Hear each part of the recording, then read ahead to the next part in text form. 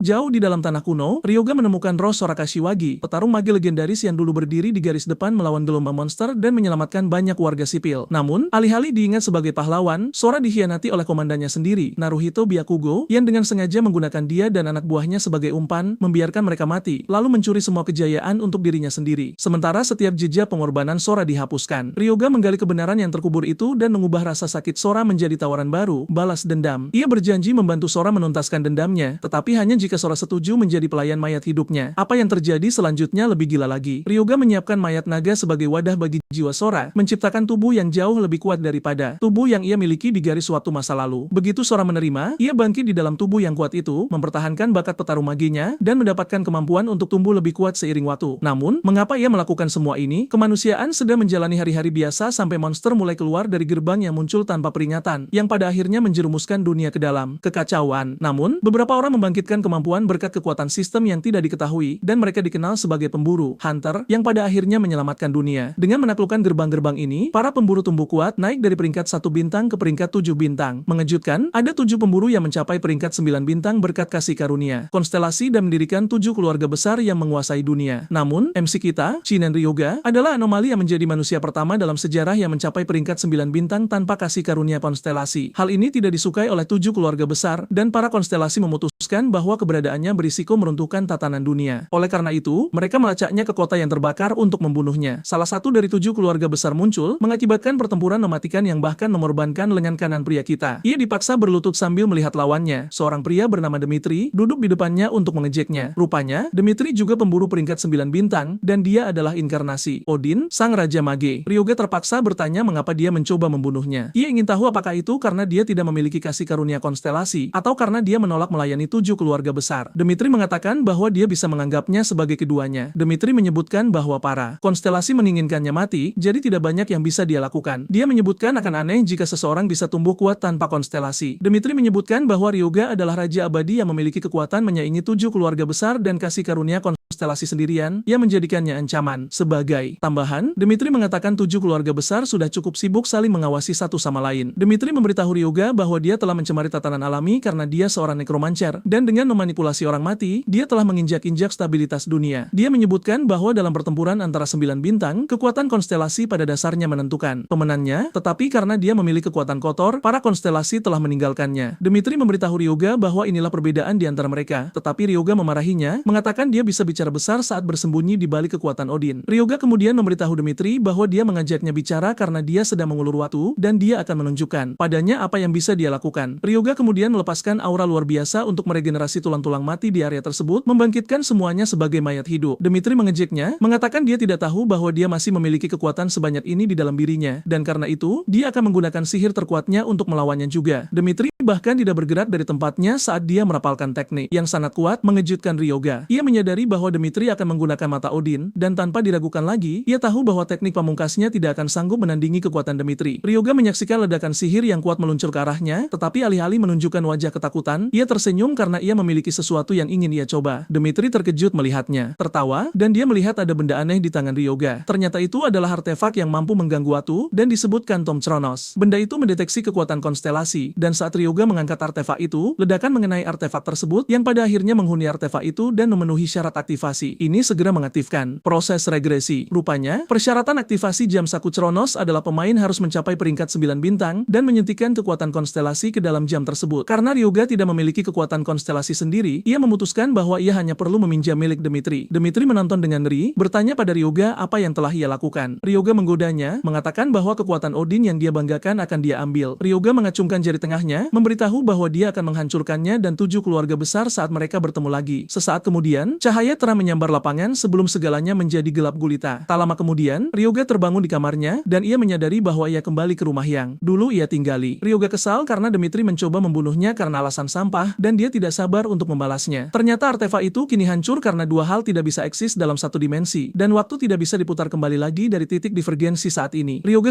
artefak itu aktif bahkan tanpa kekuatan konstelasi yang ia kontrakan. Rupanya, ia kembali ke 23 tahun yang lalu, yaitu tak lama setelah ia meninggalkan panti asuhan, dan itu adalah hari yang sama saat sistem tiba-tiba muncul. Seperti dulu, sistem muncul di depan Ryoga, menyuruhnya memilih kelas yang cocok untuknya, tetapi sistem mendesaknya untuk tetap mengingat sifat dan bakat bawaannya. Mengenai sifat bawaannya, ia dikenal memiliki pikiran jernih, yang memberikan ketahanan terhadap semua serangan mental. Mengenai kelasnya, ia memiliki pilihan antara menjadi seniman bela diri, mage, atau pendeta. Ryoga tidak terkejut dengan ini karena ia tahu bahwa hanya kelas dasar yang akan tersedia di levelnya saat ini. Sebelum regresi, ia sebenarnya memilih kelas mage, tetapi ia memutuskan untuk tidak terburu-buru kali ini. Namun, kali ini, Ryoga bertekad untuk menjadi lebih kuat dan memastikan dia bertahan sampai akhir. Ia juga berencana menggunakan informasi yang ia peroleh saat ia menjadi pemburu bintang 9. Ryoga segera menuju pasar pemburu Natsuhabara, dan petugas masih menawarkan bahan-bahan kepada pria itu ketika Ryoga memotong, mengatakan kepadanya bahwa dia menginginkan cincin kegelapan suram. Petugas itu terkejut mendengarnya karena barang ini adalah barang terkutuk, tetapi Ryoga meyakinkannya bahwa ia menyadarinya, dan yang ingin ia ketahui hanyalah berapa harga barang itu. Petugas itu kemudian memberitahu bahwa mereka tidak akan bertanggung jawab atas kerugian apapun setelah pembelian jika dia tetap ingin membelinya. Ryoga mengerti mengapa petugas bertindak seperti ini karena tidak ada orang waras yang akan membayar 2 juta untuk sebuah cincin yang memberikan setiap debuff yang bisa dibayangkan. Hanya untuk membeli cincin itu telah menghabiskan setengah dari tabungan hidupnya. Sebelum memakai cincin itu, sistem memberitahu bahwa melengkapinya akan menyebabkan pemakainya dikonsumsi oleh kutukan mental. Tanpa diketahui siapapun, cincin itu sebenarnya memiliki rahasia karena orang yang mengatasi kutukan di dalam cincin itu akan diberikan pengetahuan dan kekuatan nekromansi. Saat memakai cincin itu, Ryoga mendapati dirinya berada di alam gelap dan ia terkejut bahwa kutukan yang harus ia atasi adalah Demitri. Demitri dengan angkuh memberitahu Ryoga bahwa dia tidak memiliki peluang melawannya tanpa kekuatan konstelasi karena sudah jelas bahwa dia tidak bisa dilukai tanpa kasih karunia konstelasi. Dia mengejek Ryoga, mengatakan bahwa dia adalah nekromancer yang telah ditinggalkan oleh konstelasi, dan meskipun dia kembali ke masa lalu, tidak mungkin dia akan mengalahkannya. Dia menembakkan ledakan energi dari jarinya ke arah Ryoga, tetapi Ryoga hanya mengaktifkan teknik pikiran jernihnya, yang pada akhirnya memblokir serangan Demitri. Dengan ini,